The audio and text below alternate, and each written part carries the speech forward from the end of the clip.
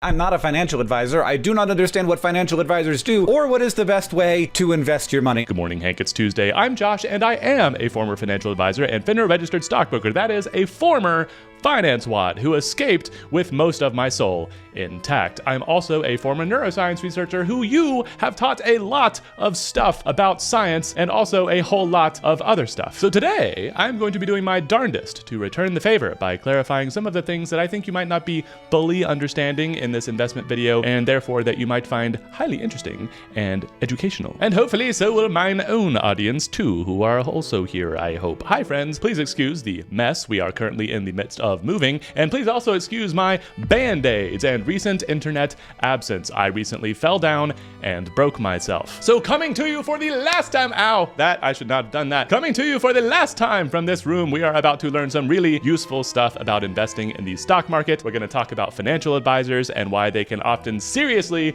suck a bag, and then we will wax philosophical about AI as it relates to the business world, all in the process of reviewing this video by Hank Green and his investment choices. Yes, the whole thing this time. Oh my goodness, holy cow, what an agenda. Let's get to it. Roll the Hanky tape. I am simply a man who has money invested for retirement and has paid attention to how that has gone for people over the last 30 years or so. And one thing that has become obvious if you were disciplined over the last 30 years, and of course past performance is no guarantee of future returns, but if you just made sure that you were invested broadly in the stock market, things went well for you. This is correct, and will form much of the basis of Hank's thesis here. We are going to get way into this stuff. If you spent all your time like buying and selling and day trading and trying to figure out the best stocks, probably you underperformed the market and you spent a bunch of time focused on something that wasn't adding that much value to the world. All of this is also 100% correct. Speaking as a former FINRA registered stockbroker and financial advisor here, I do not feel that I was doing anything terribly productive for society during that year of my life. Probably most financial advisors are not doing anything productive for society. They're just kind of skimming off of the top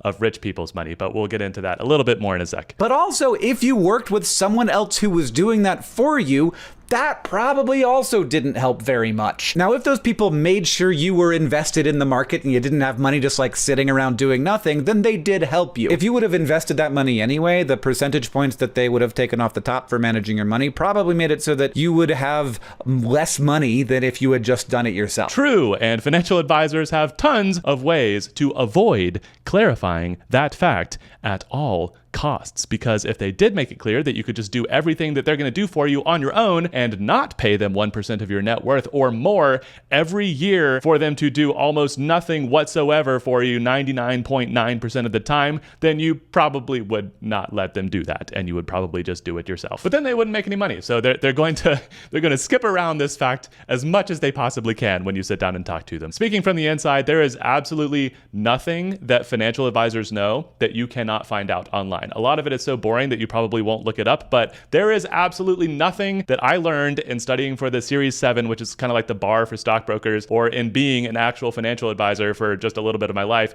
that you couldn't just learn online. You just have to make sure that you're learning it from credible sources, because there's also just a ton of misinformation out there. But yes, you could learn everything that a financial advisor has learned yourself online for free, and then do every single thing that they do yourself for free.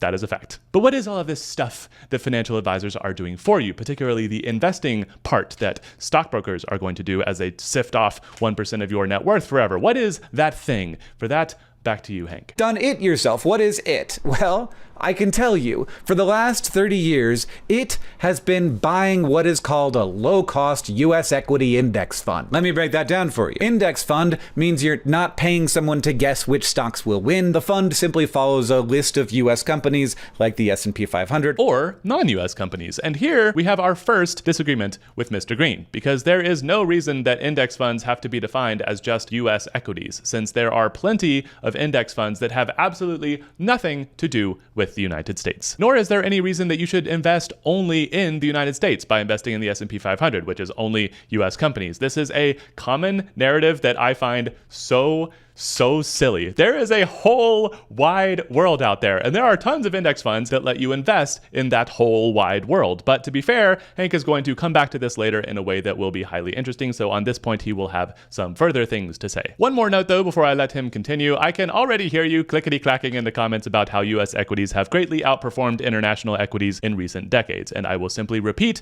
the truest truism in stock market investing that Hank has already said once and that we will say again, which is that past performance never guarantees future results. So although it's true that US equities have outperformed in recent decades, they could also easily underperform in the future. We have absolutely no way of knowing that, and it would make plenty of sense if that happened. There's absolutely nothing saying that the US has to continue outperforming in the future. Ultimately, as any intelligent investor will tell you, diversity is a good thing. And if you are only invested in the United States, your portfolio is sorely lacking in diversity for no reason whatsoever, except maybe some vague idea of US exceptionalism. So anyway, let's keep going. It's a way to invest in the market itself rather than trying to outsmart it. Low cost means the fund takes very little off the top, often just a few dollars a year for $10,000 of investment. That's a big deal because over decades, even tiny percentage fees compound, just like any percentage can compound. Technically, the fees themselves are not compounding, since the fee will actually be smaller and smaller as you take money out. Take off 10% of 100 and you've got $90, which is a loss of 10.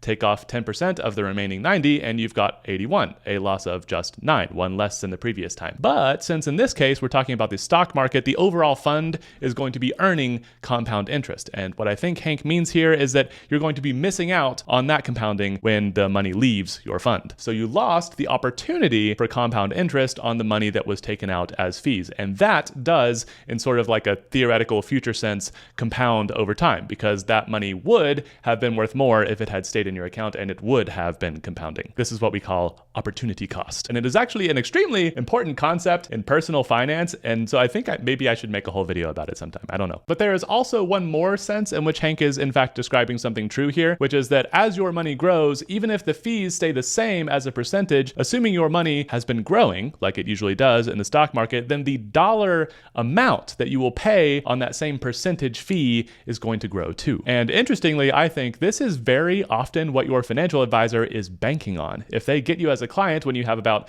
$10,000 to invest, then if they charge you 1% per year, that's only going to be like $100 per year. That's actually probably a really good deal for you because they're going to, help you with your overall financial picture, stuff like that. Financial advisors do often do useful stuff. It's just there are a lot of really bad ones. I'm not going to tell you how many good ones I met, but it wasn't many. So anyway, if you have $10,000 and they're charging you a 1% fee, that's going to be $100 a year, which is not bad at all. But as your net worth grows, the fees start to get kind of crazy. Once you have $100,000 invested, now you are paying them $1,000 a year, or about $83 per month. Again, usually to do nothing. Like, you're not going to talk to them every month, most likely. But if you have $1 million to invest, well, now you are paying them $10,000 a year, or like $833 per month, more than $27 per day. That is more than $1 every single hour of every single day for, again, mostly doing nothing. And based on that, it will not surprise you to learn that most financial advisors therefore like to get very wealthy clients and are incentivized to mostly help millionaires. Like, all you would need is like a few millionaires to help, and suddenly you have like a really good salary. But millionaires are the exact people who need it the least, which is a huge reason why I left this industry. I wanted to help people who needed it the most, but even then, I wouldn't want to charge those people for the help because that would make them poorer. I guess at the end of the day, I just wanted to help people who need it for free, which is, of course, an absolutely terrible business model, but it's a lot more like what I'm doing now, which is why I'm doing what I'm doing now. But enough about me, let's get back to that hanky-panky. They can quietly eat away thousands or tens of thousands of dollars from your future. And US equity means the fund like indexes to some market of American companies, from tech giants to banks to manufacturers and retailers, giving you a slice of the whole US economy in one simple investment. Kinda. Equity in this context just kind of means that you're buying equity as in ownership in a US company. And technically speaking, you're not getting a slice of the entire US economy here, you're just getting a slice of the publicly traded companies. Publicly traded, meaning traded on the stock market on which you are buying this index fund. So for example, you're not getting any private equity or venture capital companies, and you're also not getting any of the really big privately held companies in the United States. But the private market is actually much smaller than the public market, especially since the majority of these super huge, what we call mega cap companies in the United States, like Apple and Google and Microsoft, they are actually traded on the stock market. Those are public companies. All the biggest companies are public companies. But here is a list of some of the biggest private companies in the US if you are curious. You will find not many household names in there, probably because a lot of these companies don't go public specifically because they would prefer to stay private and not be like household names. A lot of them aren't like great. A lot of them aren't things that are good. But again, even these companies aren't that significant compared to the publicly traded stock market. So if you want to think of it the way that Hank said, then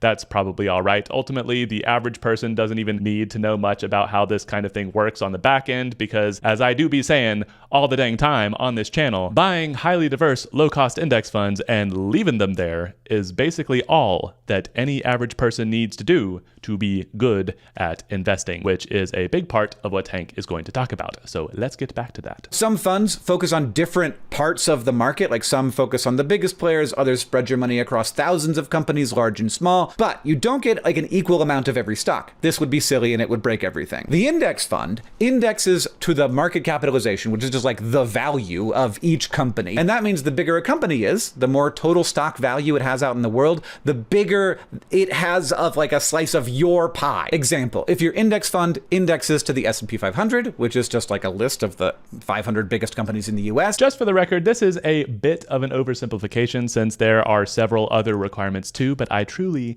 do not think that most people care what those are. So I do not blame Hank at all for not including that stuff. On the off chance you're curious though, and because it will come up later in the video, they do have to be profitable companies. So they have to have one entire net profitable year before I just did that gesture. Oh, I don't like that. I don't like that at all. They also have to have at least 50% of their stock tradable on public exchanges and some other stuff, but them's the weeds. So let's get back to the garden of Hank. And Apple makes up 5% of the S&P 500 by value, then about 5% of your money goes into Apple. A big drugstore like CVS is big. It's going to be on the S&P 500, but it's much smaller than Apple. So you're still going to own some CVS, but it's going to be like a tiny fraction of a percent. This way, your investment naturally tilts toward the companies that carry the most weight in the economy, because that's how the economy itself is shaped. And as companies rise and fall in value, the fund automatically shifts with them. No one's trying to outsmart the market here. The fund is just riding the market. This is fully correct, and it is a good way to describe what index funds do. So what everybody says who's like not trying to sell you something. Yes, and the people who are trying to sell you something will probably say very different things, unfortunately. They're not going to tell you that they can beat the market. What they're going to say, though, is just different stuff. They're going to be like, oh, we're going to manage your risk. And maybe they'll throw some bonds in there if you're older. But honestly, bonds are kind of bunk. I don't really like them. Anyway, they're not going to tell you that they can beat the market, but they are going to sort of imply that they can manage your money better under them than you could on your own. Which is like, again, if you're just buying highly diverse, low-cost index funds and leaving them there, is just not true. You can do that yourself and you'll be fine. The thing you should do is to buy a low or zero cost US equities index fund, and that should be where all your money is. I disagree, and so actually will a lot of experts who are not even trying to sell you anything, but only because he said US equities, and most people would probably say, as he's going to talk about later, that you should probably have some international exposure too, for reasons that we've kind of already touched on, but we'll get into deeper later. So let's let Hank continue to explain his rationale here. Because the great thing about these simple index funds is that finance people don't get to take a cut. Technically, yes, they do. It's just a much smaller array of finance people taking a cut. That small cost we're talking about with index funds, which by the way is called the expense ratio of the fund, is in fact finance people taking a cut. It's just that it's Vanguard or Fidelity or whatever instead of a financial advisor. But if you were with a financial advisor, Fidelity and Vanguard would still be taking a cut if they were investing you in those funds. It's just the financial advisor would also be taking a cut. But to put some real numbers on this stuff that Hank is talking about here, the most popular US index fund in the entire world right now is Vanguard's VOO. I guess it's like 500. It's Clever. It's an S&P 500 index fund with an impressively low expense ratio of just 0.03%, meaning for every $1,000 you have invested in this bad boy, they're going to charge you a whopping 30 cents per year. That's awesome. And you will never even see this fee coming out. It'll just be reflected in the price of the fund over time. That's why, as of today at least, the S&P 500 is up about 205.18%, whereas VOO, even though it tracks the S&P 500, is up 204.76. That is how small this difference is over the course of a whole decade. It has not even made a difference of like 0.5%.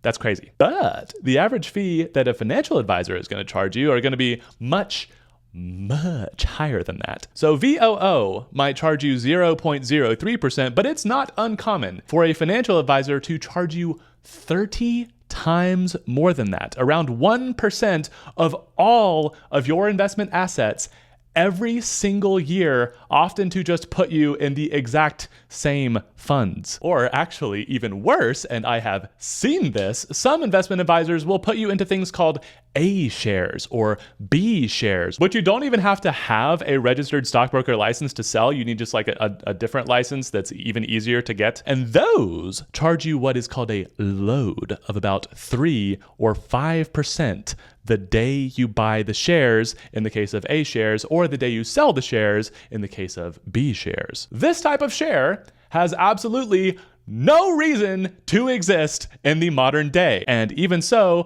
plenty of financial advisors will try to sell you these things just because they get commissions out of the 3 to 5% fee. Are you feeling nauseated?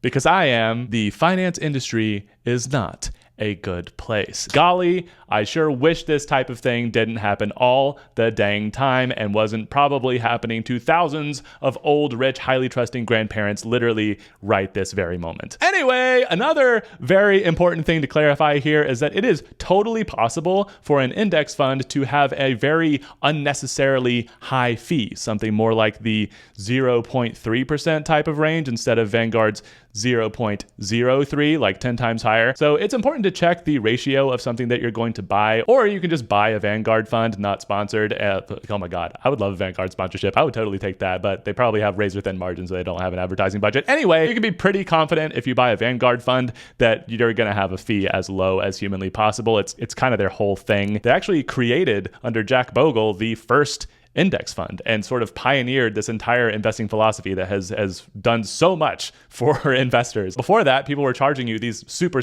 high fees, and there were still funds. It's just that they were trying to like beat the market somehow until Jack Bogle and Vanguard came along and just said like, you know what? Let's just invest in the whole market at once because that return is going to be really good too. And it turns out that that is like the correct answer. Like that is like the right way to do it. So you might be wondering, how do people get away with charging these way higher expense ratios for the exact same thing? Well, that is a great question. And after escaping the filthy finance industry quagmire, I can in fact tell you straight from the inside, the answer is because of a lack of education in the general public on such things. People don't check the expense ratios on things they buy. And especially because you never explicitly see those fees come out of your account, like you never see it, it's just reflected in the price like we showed earlier for VOO and the S&P 500 in general. Some investment companies can get away with charging really high ones because no one's going to look at it anyway. And even if, let's say, 85% of people actually do look and they say, whoa, what the heck, that's terrible. That's a freaking scam, dude. Even if 85% of people do that and they get 85% less business because of it, since they're charging 10 times more than they need to, that fund will still make way more money, like 50% more money, than if they charged something reasonable. And until that's not the case, they're going to keep doing that.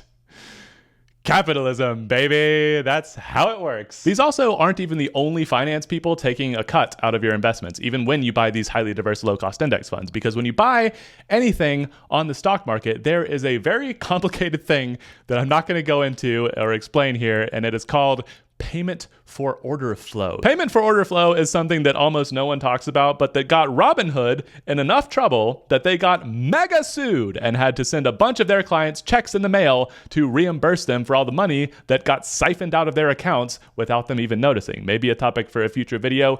Do not use Robinhood. But they got better, you might say. I don't think they did. They're basically like a gambling platform at this point. It's like really sad to see, but I still appreciate that they did like sort of pioneer the fee-free environment that we now have. So that's good. But don't use Robinhood. The point is, even with highly diverse low-cost index funds, there are still plenty of finance people taking a cut. It's just that in a good index fund, like these ones offered by Vanguard, the cuts they're taking are as low as possible. And the fees that an average like financial advisor is going to charge you are going to be like way bigger. So it's a way to be diversified and just have a slice of the whole American economy without paying like finance people to like figure out exactly how to try and win over all the other finance people who are trying to win. This is also typically not what financial advisors do, just for the record. We are now talking about fund managers, like hedge fund managers, mutual fund managers, that kind of thing. The people managing big pots of money and usually trying to beat the market in some way, meaning do better than the return that you would get in an index fund. Spoiler though, literally none of them actually successfully do that. And out of the over 2,000 actively managed mutual funds in the United States, guess how many of them actually beat the market consistently? If you've seen my previous videos, you will know the answer to this. Out of over 2,000, the answer is 0.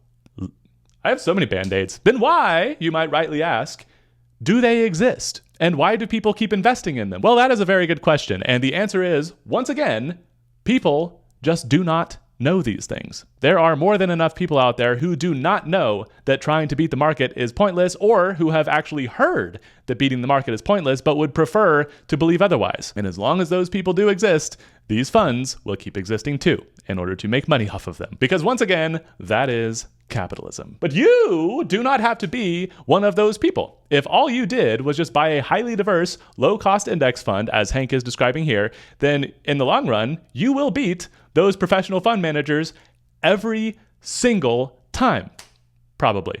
All we can say is that that has been the case in the past, because as Hank rightly states very early in this video, and as I have already said once in this video, when it comes to investing, past performance is never a guarantee of future results. So maybe there'll be some freak who will just beat the market over and over for their entire life. But actually, quite interestingly, as Warren Buffett ironically points out in one of his essays, you would never be able to tell if that person was doing it based on luck. Like, a person could go their entire life and just absolutely crush it in the market. There is no way to tell if that was just luck. An interesting theoretical quirk for perhaps another video. There are a bunch of funds that are managed super carefully, and they're smaller, and they're a lot of work for a lot of high-paid people. Meaning much higher expense ratios, for which again, you will not be getting a better chance of beating the market in the long run. But big index funds are simple, mass market products, so companies like Fidelity and Vanguard make them available very cheap or even for free. For me, over the last decade, most of my retirement money has been in a low-cost S&P 500 index fund.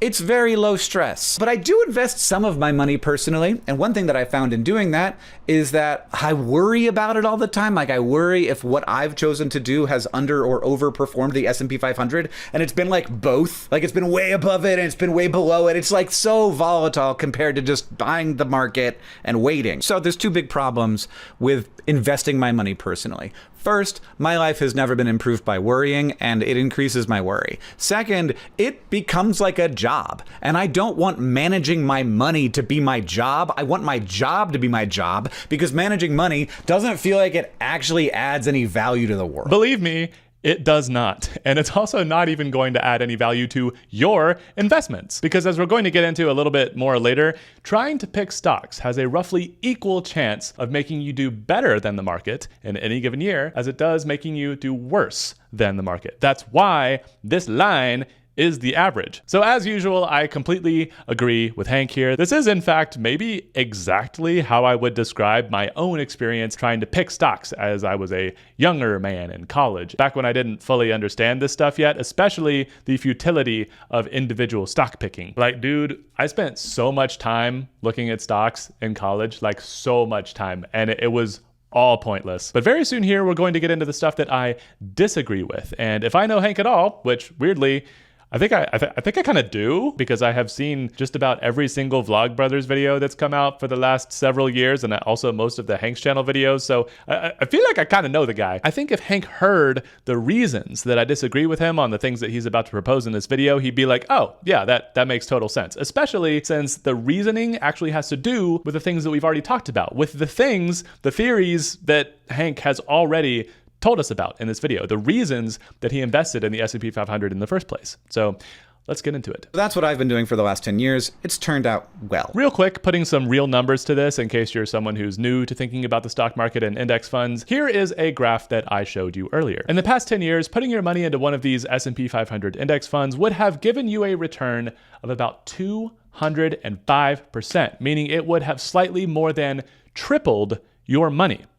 That is pretty freaking awesome. And to put into perspective a little bit how crazy it is to triple your money in just 10 years, at 1% interest in a bank account, it would take you more than a century to do that, more than 10 times as long. And of course, we probably wouldn't even be keeping up with inflation at that point because inflation is more like 2 or 3% per year usually. So the value of that money after a century would be even less than when you started. That is why we invest in the stock market, to get returns like this that outpace inflation. Okay, so let's get to the parts of the video that I am going to disagree with to one extent or another. But before we do all that, I do want to clarify that these disagreements are not the type that I usually talk about on this channel. They're much more interesting. Because if you're even a little bit familiar with Hank's work, you will know that he is a very intelligent dude with a huge breadth and depth of knowledge on a really crazy range of subjects, especially science. So he has probably thought out the things that he put into this video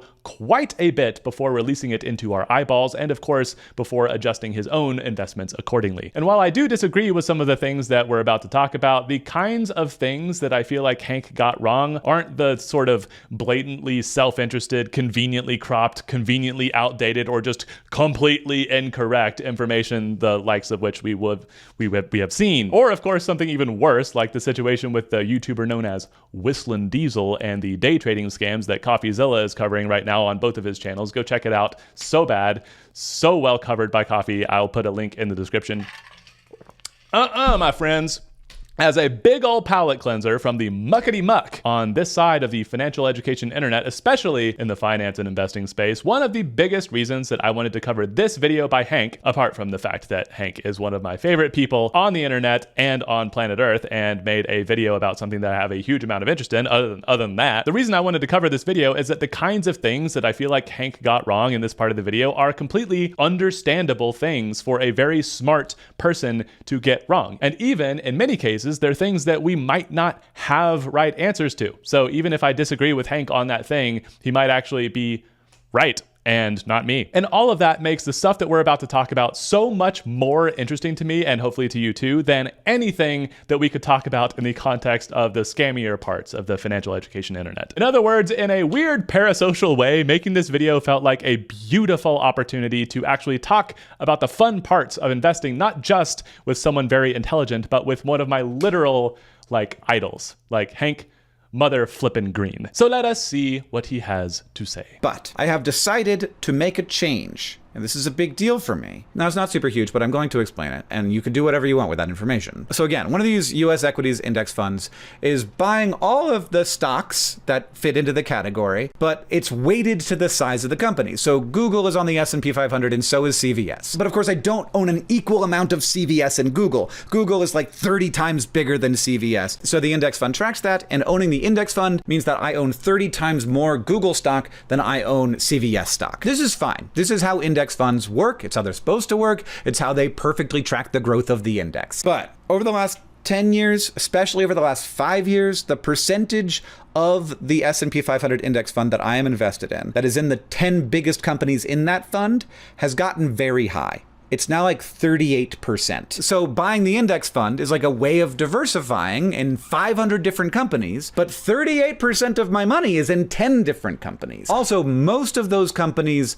have grown a lot recently, including Nvidia, and they're betting very heavily on AI. The AI boom, which I personally consider to be very speculative, potentially a bubble, has made it so that Nvidia alone is 7% of the S&P 500. And one of the big reasons I like being in a broad index fund like this is that it is diversified. But now it's just not that diversified. First disagreement, I would argue that it is still highly diversified for reasons that I'll explain when Hank is done here. Nearly 40% of the value is in 10 stocks. That's a historic level of concentration. And inside of those 10 stocks are a lot of companies companies that do very similar things. They're Microsoft, they're Nvidia, they're Google, they're Amazon. I feel like my money is more exposed than I would like it to be. Yes, but this has been the case even before AI became a big thing. Microsoft, for example, was already the biggest company in the entire world 26 years ago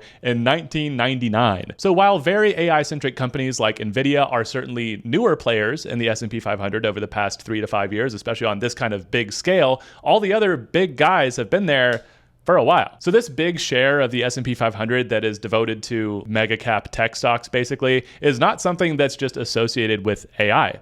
It's just associated with technology in general. Like the tech sector has been doing that for like a long time, way before AI was like a big thing. And as a very important point here that's going to come up more than once as we continue to discuss Hank's hypotheses here, just like he explained earlier in the video, the point of an index fund is just to represent, according to the market cap usually, the overall shape of the total economy. And the reason that we have just a few companies representing such a large percentage of his index funds is because they do, in fact, represent an unusually large percentage of our economy. So if the index funds are getting less diverse, it's because our economy is also getting less diverse. And this is one of the many points at which I would absolutely love to hear Hank's response here, because I'd be extremely curious as to his thoughts on whether that is an issue, whether our economy being less diverse in this way is in fact a problem, or whether, for example, as I might argue, it's just a natural result of these companies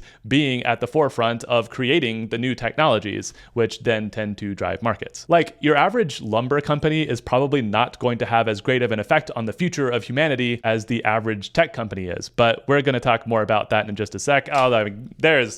There is so much interesting stuff to talk about in this video. It's so great. And I would also like to point out here that he talks about AI as like a speculative industry multiple times, but like tech is always speculative. Like you never know what the next product is that a tech company is going to innovate on. It's always speculation, but that's kind of the point. And don't get me wrong, I see what he's saying here with this being like kind of an investing speculative thing, but I just feel like AI is not making tech any more speculative right now than it always has been.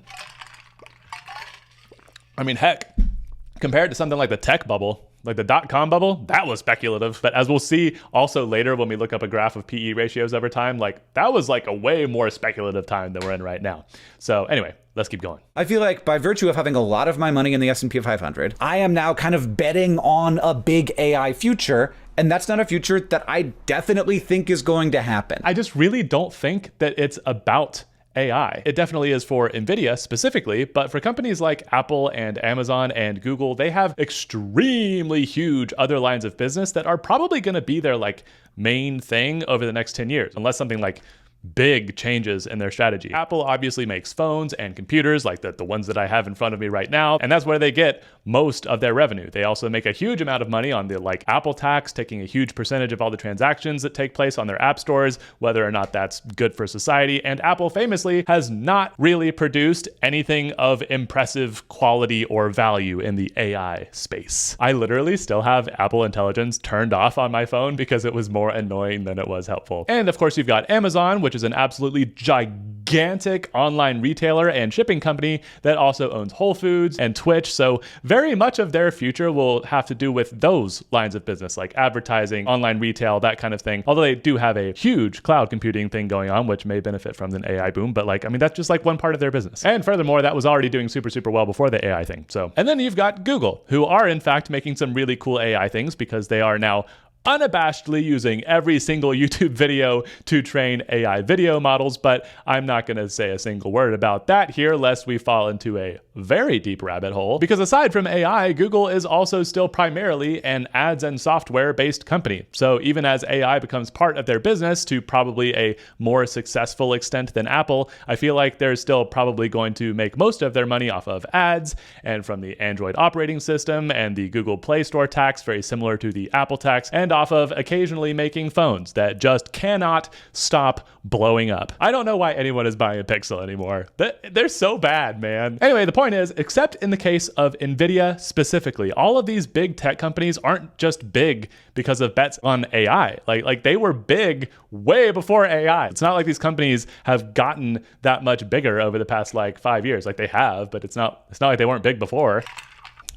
The point is, these boys have been big for a real long time, specifically because they do so much other useful stuff. And here's the point of making this distinction. Hank is about to explain what he changed in his portfolio because he thinks the AI craze has created a bit of a bubble in these big tech companies. But if AI isn't really a huge part of these companies' valuation today, which except for Nvidia, I would argue that it's just not, then maybe Hank would have been perfectly content leaving things exactly the way they were. But whether it's AI or not, it's still a perfectly fair and true observation that a weirdly high percentage of the typical index fund is made up of a weirdly small number of companies. And I think that Hank is also well within reason here to feel a little bit iffy about that, even if it was already the case about 5 years ago, before the AI boom even started. So let's see how, in light of these things, he has adjusted his portfolio and his rationale for doing so. So I'm taking 25% of the money that I have invested in the S&P 500 and I'm going to put it in a mix of different things. First up, I just have to note right off the top that this is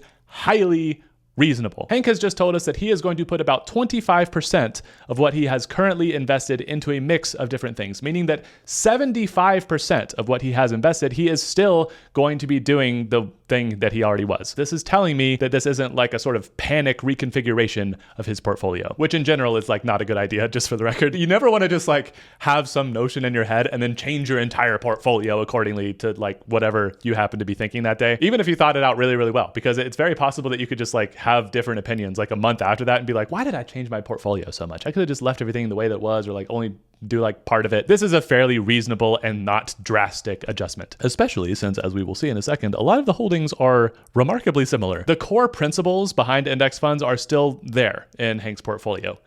Mostly. We'll come back to that in a second. And all of the stuff that he's about to say, he's just doing this with 25% of his money. And as he explains the other three pieces that he's putting his money into, I will give my thoughts. Oh boy, it's time for some investment analysis. We have never done this on this channel before, and I'm so excited.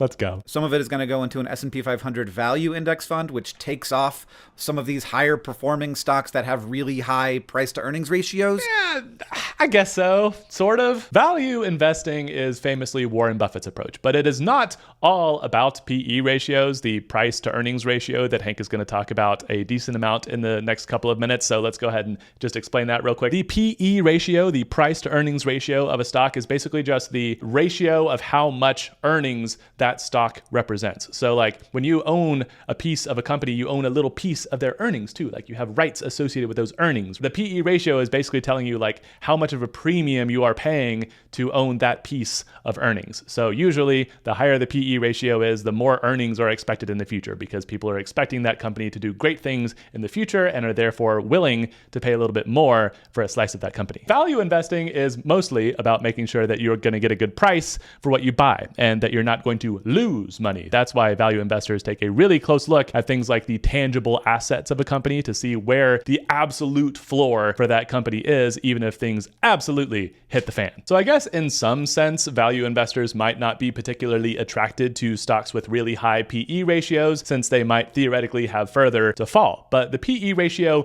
in and of itself is not really the point. It's more a correlative thing than a causative one, to use the scientific terminology. I will also note that Warren Buffett himself, arguably the most famous value investor of all time, has like an absolutely gigantic gigaton of Apple stock. Like I'm talking $68 billion of it. Like I'm talking Apple stock is the biggest holding in Berkshire Hathaway's stock holdings. He also has about $2 billion of Amazon stock. So if the most famous value investor of all time has an absolute ton of both Apple and Amazon stock, like they're probably decent values. And as we will see, their PE ratios are also not very high either. The average PE ratio of the entire S&P 500, according to Morningstar, is about 23. So I suppose you could kind of consider that as like an average PE ratio for the top 500 companies in the US. It kind of depends how you calculate it. But anyway, the fund that Hank bought here, this value fund, has an average PE ratio of about 18. So yes, slightly lower PE ratios in there, but really like not by much. To put some more real numbers on it here, Amazon and Apple's PE ratios are actually coincidentally both roughly 34, which is a pretty low PE ratio for the tech sector in general. For comparison, Tesla's is over 200. Not that that makes any sense. And fascinatingly, Google, parent company Alphabet, probably a very big player in the AI future, at least they're very well poised to play a big role in it. Their PE ratio is only 21. So it is even lower than the average in the S&P 500. It has to do with some lawsuits they're going through a little bit right now. So there are confounding factors here, but the point remains. They're not that high. What I'm getting at here is that value stocks aren't only or even primarily based on PE ratio. And furthermore, big tech stocks don't necessarily have high PE ratios. So I'm not sure that investing in a fund like this really helps in light of Hank's hypotheses, especially since the top 10 holdings in this value fund include Berkshire, which owns a ton of Apple stock, Amazon, which Hank bought this fund in part to diversify away from, and right below that, not to put ethical opinions in Hank's mouth here, but we have an oil company that I will venture to assume that Hank probably doesn't agree with ethically, and a budget superstore that Hank probably doesn't entirely feel great about ethically, two drug companies that Hank probably has conflicted opinions about ethically, and Google stock, both Class A and Class C, which are just two different kinds of the stock with different rights, but they're both Google stock. And if you add them together, they are about 2.37% of this entire portfolio, making Google the third largest holding in this fund, right above Amazon. So it's actually not that different than the S&P 500.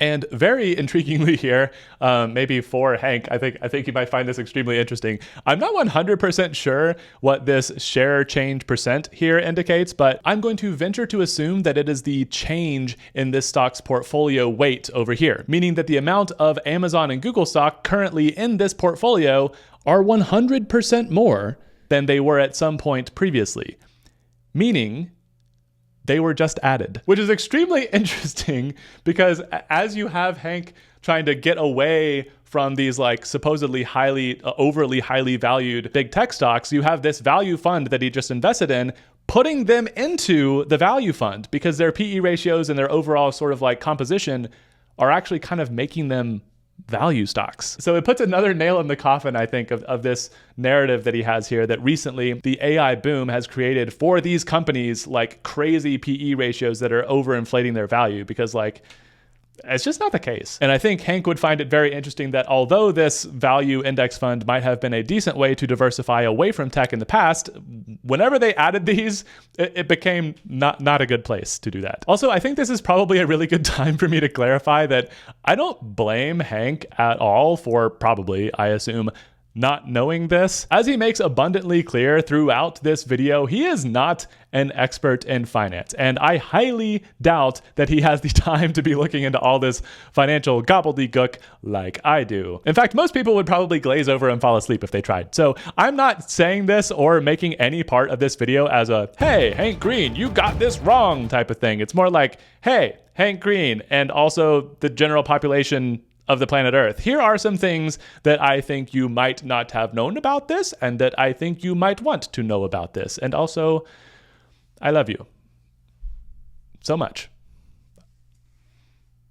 I love you. But I think what Hank's next fund contains is almost more surprising than this one, so let's get into it. Some of it's going to go into mid-cap stocks, which are just smaller companies that have smaller valuations. This mid-cap fund, exactly like the value fund, also has an average PE of roughly 18, which further emphasizes that the value fund doesn't really have any like remarkably different PE ratios. And also, I will argue that this one really doesn't make Hank's portfolio any less speculative, because check out these super weird top holdings. The very top holding is Royal Caribbean Cruises, who got fined $500,000 by the EPA last year for failing to report a bunch of hazardous waste that they were dumping in the US. Oopsie poopsie, literal poopsie, I think. Although I didn't read the whole article.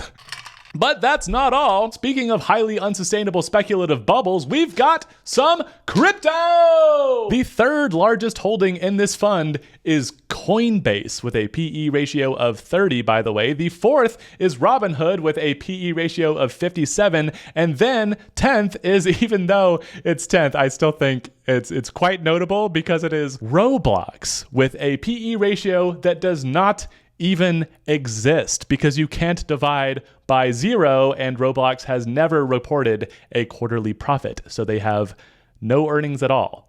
And they never have. Not that they couldn't in the future, of course. It's just super weird that this is in here in this quantity, in my opinion. And a really interesting side note here, I think, this is why the S&P has earnings requirements to get in, so that super speculative companies like this don't get in there. For example, Hank used CVS as an example of a pretty small S&P 500 company. Roblox is, as of today, worth about 25% more than CVS is, but it's not in the S&P 500 because, unlike CVS, Roblox has never made a yearly profit. In fact, they've never made a quarterly profit. So this is actually a tangible and real example of why it's not true that the S&P 500 is just, as most people think, the 500 biggest American companies. The distinction can be important. Roblox is technically a bigger company than CVS, but it is not in the S&P 500, whereas CVS is, because CVS actually has made money. Probably because all the stuff they have is way overpriced. They're getting you. Anywho, let's take a look at the last place Hank recently put his money, which I am going to have a lot less negative things to say about because I think it is probably just a straight up good idea. And then for the first time, and I've had people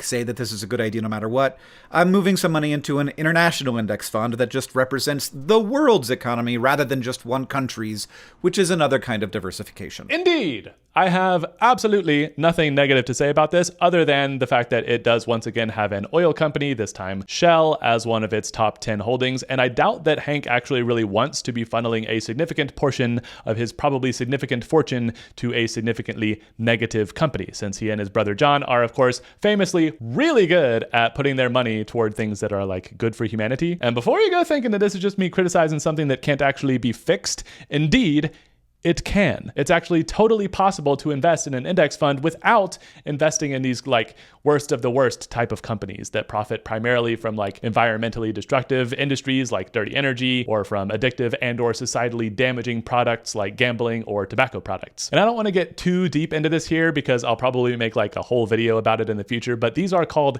ESG funds. It stands for environmental, social, and governance, which are the three factors these funds use to exclude, just kind of pluck out some companies from their funds while leaving the rest of the fund exactly the same. This is how I do my own investing. These are the two funds that I invest in. They're both by Vanguard, and one covers the entire US while the other covers everything except the US, which means together they cover the entire world, but without any companies that profit from alcohol, tobacco, gambling, weapons and war, coal, oil, or gas, or if the company doesn't meet certain labor, human rights, environmental, and anti-corruption standards, as they call them. I don't want that stuff in my portfolio.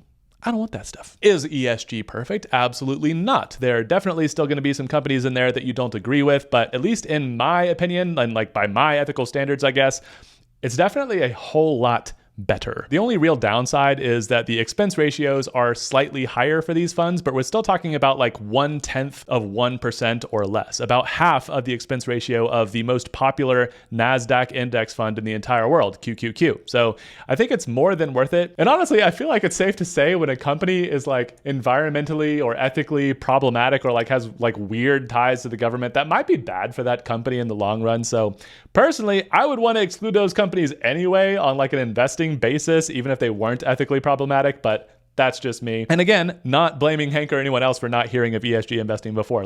It had a phase a couple of years ago where people were talking about it a lot, and then they just stopped, which I think is really unfortunate. Hank, my friend. Wait, sorry, I didn't start that right.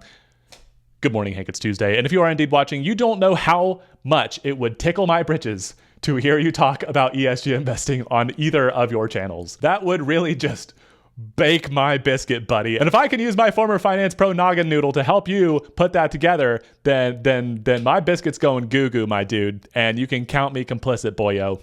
Shoot me a dang email. Here's my dang email, Hank. I love you. I love you. Okay, let's keep going. And I also have, and like, this is where you shouldn't listen to me, but I also have like some logic as to why to move into like some percentage of my money into small cap stocks. First, the S&P 500 has grown a lot over the last 5 years, just a huge amount. And the price of the stock versus the earnings of the companies, that ratio is out of whack.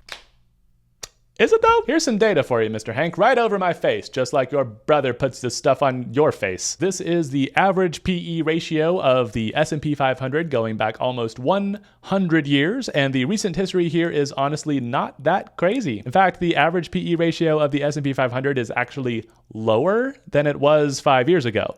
It's also lower than it was in some of the 2000s and lower than it was in some of the 90s. If you want a bubble based on PE ratio, there's a super good look at one right there during the global financial crisis and around 2007 and 8. Probably had something to do with the super low Fed rates during that time. But anyway, we don't really appear to be in a PE ratio bubble at the moment, at least if you ask me or this graph. And at least if we're talking about something that was happening over the past 5 years, because it doesn't really seem like anything in particular has transpired over that time. The thing is, it seems like Hank's whole hypothesis here is based around the idea that the AI craze has increased the value of tech companies so much that their PE ratios are gigantic now, and therefore the companies are taking up too much market share. But they've been taking up a lot of market share for a really long time now. And AI hasn't really specifically raised the PE ratios of these companies in any really meaningful way. Nor are the PE ratios of these mega cap tech companies particularly high relative to other companies, even other tech companies. Again, except in the case of Nvidia, the hype around which is definitely mostly about AI and whose PE ratio is currently about 58, which is still like, I have to say, not that high. And we also do have to remember here that these PE ratios are like based on earnings too, like not just the price of the stock, but earnings. So like for Nvidia to be like a $3 or $4 trillion company and still have a PE ratio of only 50, they are making so much money, like really tangibly today, making so much money. And therefore, they're like a very large part of our economy. It's representative. So this is kind of weird to me, honestly, because I know that Hank is a very data-driven person and a scientist like myself, but it kind of seems like he's making these conjectures based on more hearsay from conversations with friends maybe, and less on actual data. Because if you do just look up the data, it doesn't seem to have very much basis in the quantitative realities of the market today. Which I do have to say, given that we're talking about Hank Green here, is a little bit surprising, but I also realize that Hank is an extremely busy man who puts out like an unfathomable amount of content every week, and I just would not think that he would ever have the time to research this kind of stuff in any kind of like professional level depth. He's not a finance pro, so like I wouldn't expect him to. But if I do have any one strong critique of Hank's video here, since I'm certainly not going to just like give Hank a pass and not hold him to the same standard as someone like Ben Jordan just because I think Hank is awesome, my strongest critique would be this. Hank does seem to talk a lot about quantitative measures like PE ratios and such, but never gives any of that data. So especially given who Hank Green is and his reputation for extremely rigorously researched and accurate content, I think it would be very easy for the viewer to believe that a lot of research has been done here, and therefore that statements like the PE ratios are all out of whack over here over the past 5 years are like well researched and true, but it just doesn't seem like there's any data to support those claims, despite that he seems to be referring to data. But Hank, my most parasocial friend, if you do want a professional money expert to help you with anything like this in the future, please do email me and I will help you for free. It'd be nice to be paid though. I don't make any money from my content. It's not monetized. Please subscribe. Anywho, all right. Now we have a couple of takes about AI. So we're going to transition sort of from the investing and finance realm to more of the business and futurism type of realm that I also find extremely, extremely interesting. So let us opine. Now, it might be that this all makes sense and that they'll have the AI war, and at the end there'll be just a ton of winners and they'll just explode in value. But this absolutely seems speculative to me, and I remain unconvinced that AGI is nearby, and also, even if it is, that it will be tremendously economically beneficial to the companies controlling the models themselves. So I do not think that the majority of the AI hype is around AGI, this artificial general intelligence, nor do I think that most of the valuation of tech stocks currently revolves around AI at all. And that's for reasons that I've mostly described. But let me also just add, if it did revolve mostly around AI, then companies like Apple, who are doing an absolutely terrible job of keeping up with the other companies in terms of AI, they would not be doing as well as they are. And a company like Google that is actually doing a much better job making interesting AI tools would not be doing so mad, sitting there with a PE ratio of around 21.5, lower than the S&P average. So clearly AI is just not the primary driver of the stock prices of these companies. Like, it's just not the case. This is something that I'd like to make a video about. I don't know if I know enough about it to do it, though. You don't really have to take my word for this. Like, you could totally disagree, and I would be like, yeah, you're probably right. But I'm worried that my money is concentrated in a sector that is speculative. I mean, like, fair enough, I guess, but technology has always been fairly speculative for reasons that I've already described. Like, they make things that don't exist yet, and their bread and butter is like creating things that are like innovative and totally new. There is always an element of speculation there. And I don't think that AI has made it particularly more speculative, except, of course, again, in the case of NVIDIA, for which most of the valuation is based on AI and on, in my opinion, a rather tenuous assumption that NVIDIA will continue to dominate that technology, but rabbit hole. Now, second, why small cap stocks specifically? They have not grown very much in the same time period, and the valuations of these companies are not similarly inflated. Like, the companies are valued more like normal companies. They don't have these weird price to earnings ratios. Again, the PE ratios of smaller stocks are just not that different. They're just not. And because of that, they're not going to have to do a bunch of like weird high performance, high risk, high reward backflips over the next 5 or 10 years to justify their valuations. They're just going to have to be themselves. Okay, so that part is just like the inverse of true. Smaller companies are typically the ones who are doing the crazy risky things and trying to justify their valuations. And they do tend to be much more speculative investments than the larger companies who have enormous market dominance already, like Apple or Google. Like, you know that Apple's going to be relevant in 10 years. Like, it would be insane if Apple wasn't relevant in 10 years. But like, I don't know, Sprouts Farmers Market, I don't know.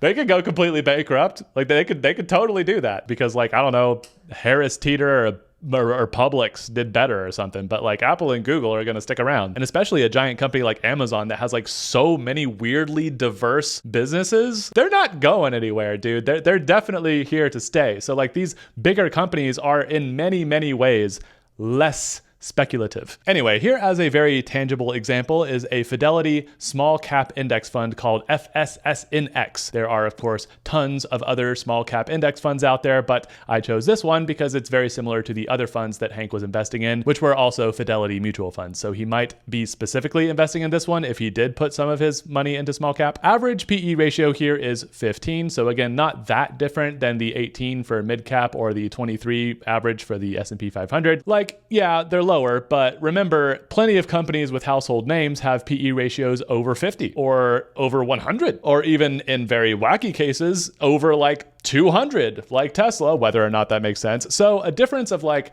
5 to 8 in PE ratio is really just like not that much at all. Third, this is probably my most controversial take, but I think it may be that the majority of the value of AI will flow to smaller companies rather than big ones. Now, this never happens, so why would it happen? If there was just one big company, I'd be like, okay, well, we're in a lot of trouble. But what it looks like is there's going to be a bunch of, there's Gemini, there's ChatGPT, there's Claude, there's others. Microsoft has one that I can't think of a name of. There's a bunch of these companies. They all have different models.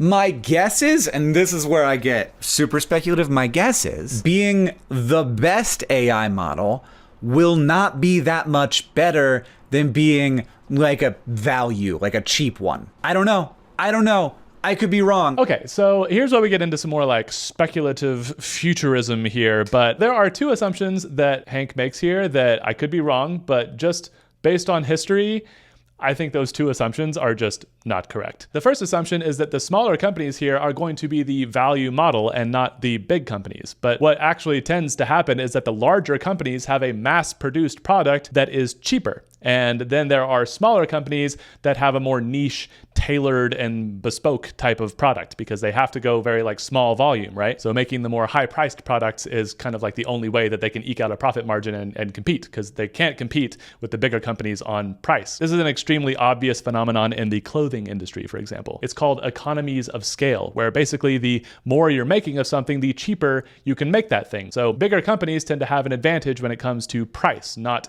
a disadvantage. And it's smaller companies that tend to have to go for the lower volume and therefore higher priced kind of markets. But I think a really interesting thing happens here when you start talking about tech companies specifically. Because when we're not talking about t-shirts that almost anyone can make, but technology that is absolutely extraordinarily difficult to make, especially when it's being made for the first time ever, I feel like it's a lot more likely that the bigger companies are actually going to have both the least expensive and the most high quality models. They could have the best quality and the lowest price, which means it would be very, very hard to compete with. After all, training these models is going to take a lot of money, and the big companies are going to be the ones who have the money to blow on training. That's why they're the ones doing it right now. And then those big companies are going to distribute their product the most widely, so they will have the economies of scale bringing the price down. At least that's what I think is going to happen. I don't know. And relatedly, the second assumption I think is that small companies will be able to compete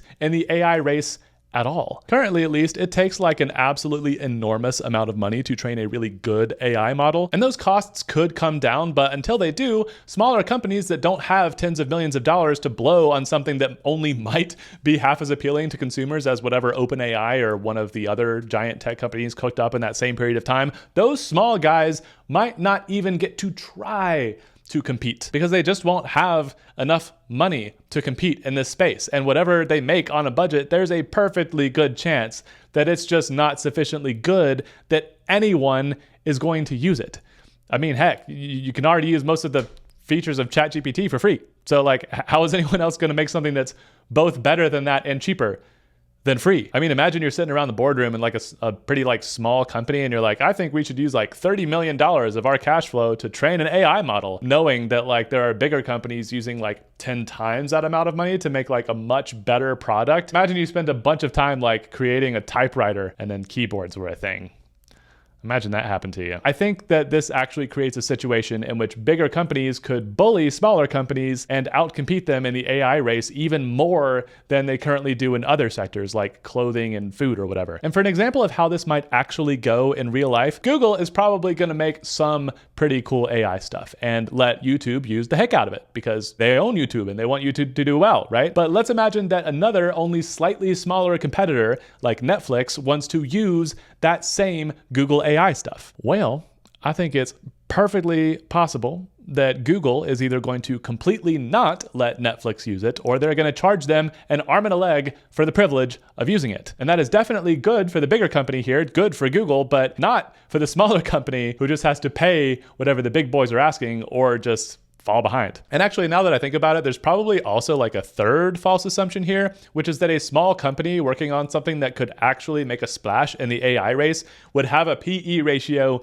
anything close to the average for other small cap stocks. Remember, PE ratios are an indication of how much future promise people think a company has. So like if it had a lot of promise, then it would probably have a high PE ratio. But that relates to the big overarching issue here, which I'm going to address at the end here in a few minutes. So we'll come back to that. But Hank's next point is, I think, a lot more sound. Here it is. But I feel like these big companies that are spending, billions and billions of dollars might get a lot of competition from people who are just taking advantage of the innovations that will happen over the next 5 years and just compete with them without having spent all of the money. And so they won't have this like weird cap table. They won't have all the loans. They won't have all of the infighting. They won't have these lunatics in charge. But again, what do I know? You know a lot, Hank. Less about these things than most things maybe, but you do know a lot. And what you're describing here is something called a first mover disadvantage. And it's why I think Nvidia stock might be a little bit risky personally. Not that I'm in the habit of investing in individual stocks, since as we have covered, it is pointless. But sometimes it's the case that a company spends an enormous amount of money doing something extremely innovative, and then they break new ground on that extremely innovative thing. They fight tooth and nail to normalize that thing and get the rest of the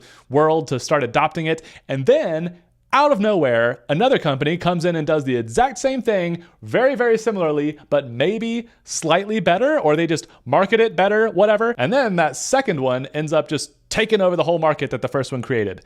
And to me, this is Meta's entire business model. Let me ask you a question. Do you remember MySpace? Well, if you're over the age of 25-ish, there's a chance that you do. It was Facebook before Facebook, or maybe more accurately, Facebook is MySpace after MySpace. Facebook came after, and they did everything almost exactly the same as MySpace, and they caught on slightly more. And now everyone knows what Facebook is, but almost no one knows what MySpace is, even though I, like most people who ever had a MySpace before a Facebook. But oh no, Facebook is getting less cool and hip, and all the cool and hip and hot young people are going over to something called Instagram. Boom! Facebook buys Instagram. Fast forward now, and it's 2020, and TikTok is making a splash during the pandemic, and vertical videos are suddenly all the rage. Boom! Facebook, who is still called Facebook and not yet Meta, announces that Instagram, which has forever been about photos, is now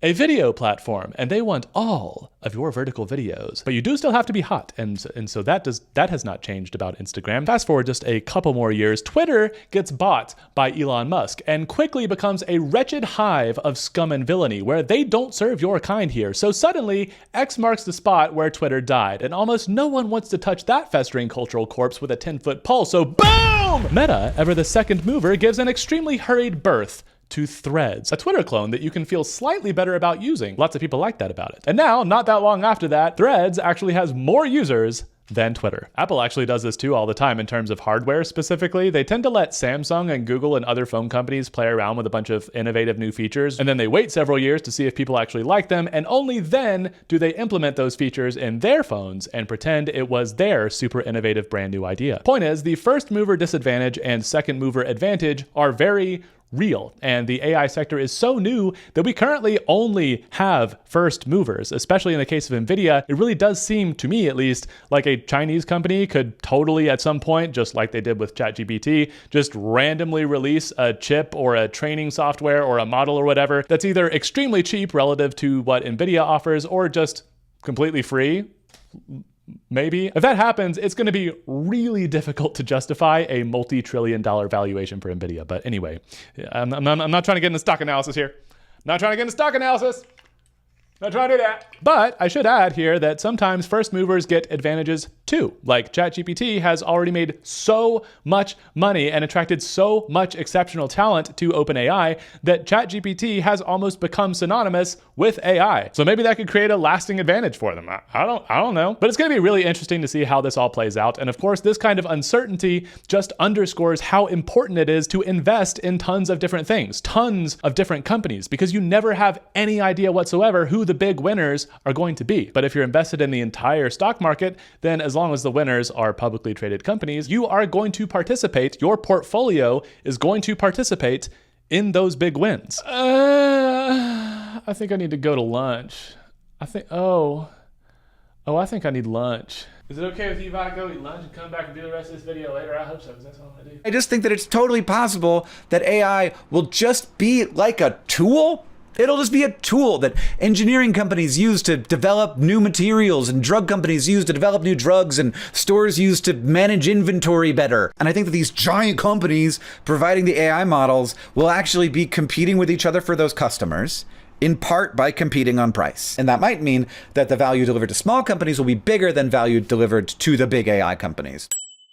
This is a really interesting take, and as I've already explained, I do just kind of disagree in general that there are even going to be small AI companies, and if there are, then big companies will probably just buy them. But it is totally true that at some point, even the big AI companies will have to compete with each other in terms of price when they're offering their AI tools to other companies or to consumers. But on the company side, I think this will probably just look very similar to how cloud computing already does today. There are like 2 or 3 massive players in that industry, and they do compete with each other on price, I'm sure, but they still make an absolutely huge amount of money from it. And also, I don't really think there's like a whole lot of smaller companies competing there, but I could be wrong. My point is that I don't know if any downward price pressure is really going to be like taking the wind out of the industry, really. Like, I think they're still going to make like a lot of money on whatever AI tools that they're creating for all these other industries. I mean, heck, you could even go further back than cloud computing, and you can talk about companies competing on price in terms of things like microchips. I just don't think there were like many small companies selling microchips. And that's because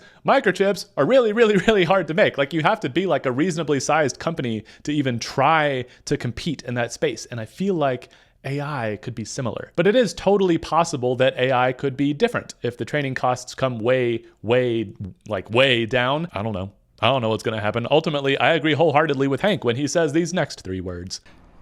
Who knows though? Alrighty, so let's let Hank wrap up his video and then I'll give you my thoughts, including this kind of big overarching thing here, this factor that I think he's maybe not fully considering. That's a thing that could happen. And if I'm wrong, 75% of my money is still in the safe place that everybody says your money should be, which is the S&P 500. But I do think it's possible that we're gonna see a world where AI is a useful commodity and the companies providing it will be competing for the business of many companies, and they'll all make money, but the AI companies aren't gonna become like gods. Now, you might be thinking, why not move all your money into small cap stocks? Well, because I think that would be very risky. I'm not an expert, but I've not seen many experts say that you should do that. Returns in the Russell 2000, which is like a small stock index fund, have been half of what they have been in the S&P 500 over the last 10 years. So it certainly would have been a bad idea to have any amount of money in the Russell 2000 over that time. You would have made half as much money if you'd had it in the S&P 500. So like, I don't know. I'm not smart enough to feel comfortable taking that kind of risk. But this just seems to me like something I kind of have to do because I'm not comfortable with the lack of diversification in the S&P 500 index funds and how many of those companies have very high price to earnings ratios, and how those same companies that dominate the S&P and have high PE ratios seem like they would be pretty negatively impacted by a potential future where AI turns out to be an important commodity rather than like a massive world-changing economy exploding super intelligence. And I actually think that second outcome literally just isn't as likely. I know everybody in the AI world, like they're all over there in San Francisco being like, man, everything's about to end. The singularity is now. We're on the group. The curve looks like this and we're at this part right here. But look, if that's where we're at, will there be money in the future? Will any of it matter? I don't know. I don't know. Okay, he's not quite done wrapping this up yet, but I just want to interject here to say that this is an extremely interesting thing that I've been thinking about a lot lately in terms of AI, especially in the context of my other video about whether or not capitalism is dying. Oh my gosh, I've been doing this so long that my voice is starting to fail. Ben Jordan does talk about AI in the sort of like old man curmudgeon-y, why do I have to talk to a chatbot on Google now kind of way, but does not talk at all about how AI could replace an extremely large portion of the jobs that humans currently do and therefore make human labor very minimally useful. Meaning most humans somewhere over the course of our lifetimes may not have to work at all, which could theoretically, in a very real way, actually break capitalism as we know it today. Like, as people are always saying, AI today is currently the least advanced that it will ever be. And we are already seeing it replace tons of jobs in like tons of very, very different industries. So like 20 years, 15 years, like a lot of the jobs that humans are doing today might not be relevant anymore. But that's an interesting topic for a future video. So let's move on. I don't know. It's also weird for me to make this video. I'm not a finance YouTuber. I'm a science YouTuber with a side of whatever I want to do today. But I felt like this was like this is a big change for me. I'm a very much a just buy a market index and hold it. So actually making a choice feels with a significant amount of my savings is a really big deal. And I felt like, I don't know, I should share. And look, maybe I shouldn't because I could be totally wrong, but I felt like I should share. It just, what I do know is that I have many times said to people, just buy S&P 500 and hold it. And now I'm like, okay, I'm going to keep doing that, but I'm also going to do a second thing because the market cap of the S&P is so focused in the top 10 stocks and so focused in a particular sector, which is AI, which is not a sector that we know about. It's not a mature sector. We do not know what it's going to be. So it just seems risky to do the thing that I have been doing and have advised people to do many times. And so I made a video about it.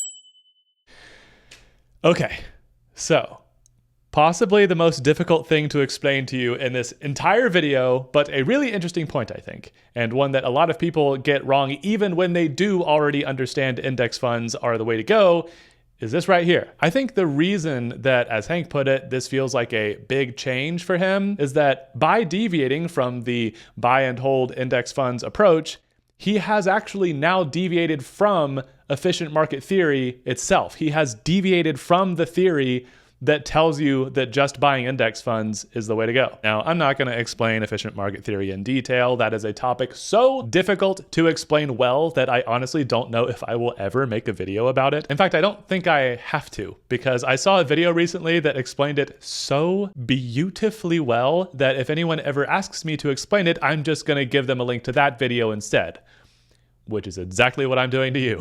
This video by a channel called Art of the Problem is beautifully produced, beautifully written, and will explain in just the right amount of detail exactly why you can never hope to beat the market on your own. GC Pete's. Holy cow, it is so good. It's so good that I'm not just going to put a link in the description. I am going to do that, but I'm also going to slap that puppy on the end screen of this video because I really think you should watch it. Even if you do already understand efficient market theory, it's going to be the best explanation you've ever seen and maybe ever will see of efficient market theory. And if you're like me, you will find it like weirdly satisfying. Anywho, to explain some very complicated things in one sentence, the reason buying anything except index funds is pointless is because you cannot hope to beat the market, since any change that you make in your portfolio that deviates from an index fund is equally likely to make you underperform the market as it is to make you overperform the market. And that is because markets are efficient. All the upward price pressure of people buying a thing and all the downward pressure of people selling a thing has sort of leveled out the price to what it logically should be. So you can never get a specifically good deal on something. You might by chance, but you're not going to be able to strategize your way to that. And the thing is, this exact same efficient market theory logic applies not just to individual stocks, but to any given basket of stocks, like large cap stocks or mid cap stocks or small cap stocks or US stocks or international stocks or stocks that don't have anything to do with AI versus have a lot to do with AI. Efficient market theory implies that literally any basket of stocks you can think of is just as likely to do better than any other basket of stocks you can think of as it is to do worse than any other basket of stocks you can think of. And if that sounds absolutely crazy, it's because it kind of is. It is really, really counterintuitive for people, and I feel like that's why there are so many people who just aren't convinced that you can't beat the market. They're like, oh yeah, I totally can. I'm gonna do something different than other people. That'll give me an edge. You can't get an edge on this. You don't know something that the entire rest of the world doesn't know, unless you do, in which case you're insider trading, and that is illegal. Again, if you do want to understand how this actually works in practice and what the mechanisms are, like me, then and Hank might find this interesting too, since he is a scientist and we like mechanisms, then just check out the other video. It's going to explain it so well. But I think this is why Hank feels so weird about changing his portfolio from an index fund, just one S&P 500 index fund, to a collection of index funds, because the same logic that tells you to just invest in index funds in the first place would also tell you that altering the specific mix you have based on some specific hypothesis that you have about the market, presumptively in an effort to get a better return than if you hadn't changed anything, is probably just as pointless as if you were to pick individual stocks. Picking individual sectors of stocks is just as pointless as picking individual stocks. You have no idea if that change that you made is going to do better or worse than the market overall. And the thing is, it's equally likely that it's going to be better and worse. Now, could Hank be right about these things? Could these alterations that he made in his portfolio make him outperform the market? Absolutely, they could. The thing is, it's just equally likely that they'll make him underperform it, which, just like picking individual stocks, makes it, at the end of the day, kind of pointless. But I will also clarify, lest it sound like I'm, criticizing this way of investing as if it's worse than average or something.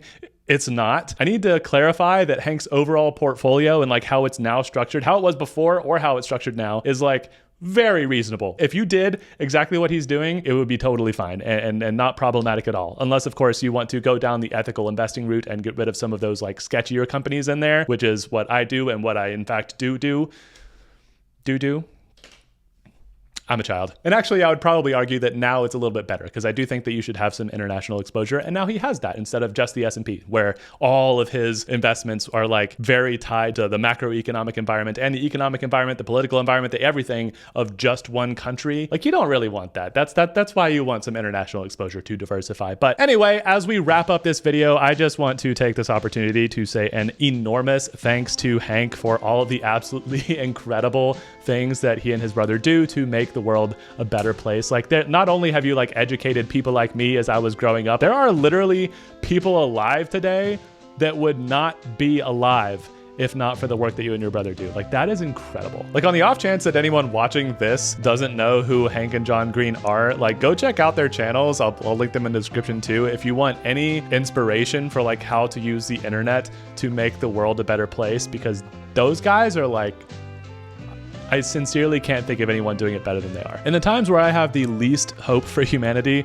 they give me just a little bit. And that is like, what a gift. And I also want to thank Hank for giving me such a more fun video to respond to than what I usually subject myself to. All of these points of disagreement really are things that I think are pretty reasonable, and these are the kinds of discussions that I think are the most productive. And to the general human population that might be watching this video, I hope you enjoyed it, and I hope you learned something, and I hope you boink all of those YouTube buttons to help continue supporting me to make free educational videos like this one to teach people about money, and I hope you have an awesome day. Hank and John, I'll see one or both of you on Friday.